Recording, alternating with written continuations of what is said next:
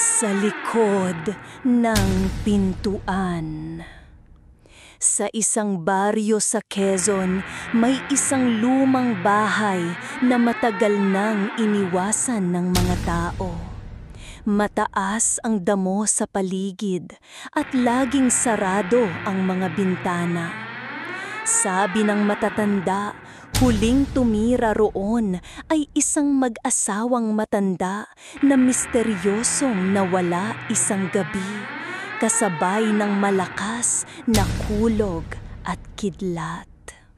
Mula noon, walang gustong pumasok hanggang dumating si Clarice. Bagong lipat lang siya mula Maynila at dahil mura ang upa, hindi siya nagdalawang isip. Hindi siya naniniwala sa mga kwento hanggang sa unang gabi niya. Unang gabi. Habang nag-aayos ng gamit, napansin ni Clarice ang isang lumang pinto sa likod ng aparador sa kwarto. Itim na itim ang pintura at may kalawangin na kandado. Siguro patungo sa bodega lang to, bulong niya sa sarili. Pero nang bumagsak ang dilim, narinig niya ang mahihinang katok mula sa likod nito. Munay 3 beses lang. Tok, tok. Tinangkan niyang huwag pansinin, pero habang tumatagal, lumalakas ang kalabog at may kasamang bulong.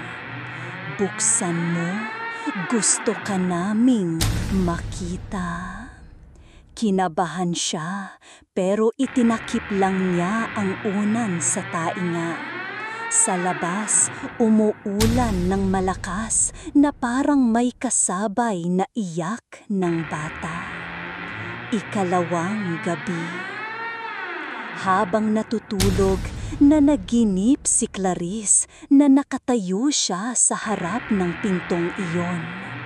Dahan-dahang bumukas ang kandado at mula roon lumabas ang 2 payat, maitim at mahahabang nilalang.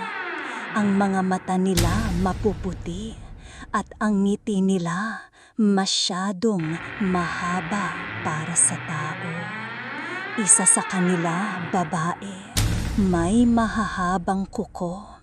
Umabot ito sa pisngi ni Clarice at ibinulong, "Matagal ka na naming hinihintay." Nagising siya ng hingal na hingal. Nang tumingin sa paligid, nakita niyang bukas ng kaunti ang pinto, kahit malinaw na nakasara ito kagabi. Ikatlong gabi. Nagpasya siyang tawagan ang matandang caretaker ng bahay para magtanong. Ayon dito, "Iha, huwag mo kailanman bubuksan yang pinto. Doon nawala ang dating nakatira. May kumukuha sa kanila. Kapag binuksan mo, hindi ka na makakabalik." Tinawanan lang ni Clarice para matabunan ang takot. Pero kinagabihan, muling may kumatok. Sa pagkakataong ito, may boses na mas malinaw. "Clarice, malamig dito. Halika." Parang may humahatak sa loob ng isip niya. Tumayo siya, lumapit sa pinto at hinawakan ang malamig na seradura. Pagbukas niya, itim. Walang kahit anong ilaw, pero ramdam niya ang mga kamay na mabilis na humilas sa kanya paloob. Huling nakita. Kinabukasan, dumating ang kapitbahay para mangamusta. Bukas ang bahay, nakabagsak ang aparador. Wala si Clarice.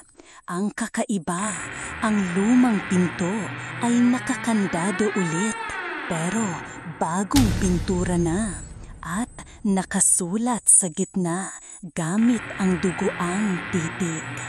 Isa na siya sa amin.